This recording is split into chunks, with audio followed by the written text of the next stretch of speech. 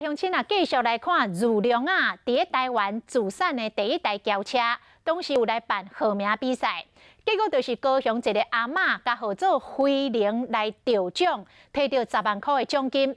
这个阿嬷今年90岁了，翁婿甲后生拢已经过身，剩伊一个孤单老人。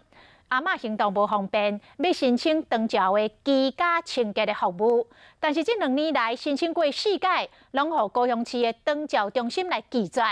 理由之一，竟然是老阿嬷的厝伤过清气了，无需要协助。一直到最近，阿嬷跋倒，申请才来通过。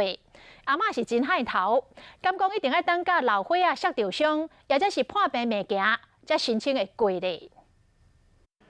90岁侯老太太慢慢提出已经放真久得奖的任期。如龙公司伫台湾自主生产的头一台汽车号名得主颁奖典礼，伊就是得奖人。为几万名参加比赛的人胜出号名辉玲这2字，加上因翁文笔真好，所以得到大奖。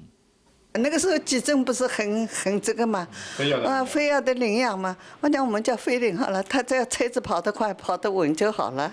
不过后来因翁甲孤囝过身后，伊煞变成独居老人，日子过下伊做家事变甲真吃力。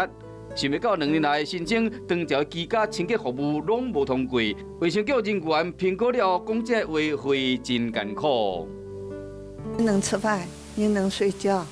你也能上街，不通过了。我年纪这么大了，样样都不行，那我不必要用到长照2.0了，我可以去住安养院了。一直到3月，侯老太太无说离跋倒了，伫4月份申请通过居家清洁服务，卫生局有说明。量表有没有一个空间可以有一个选项？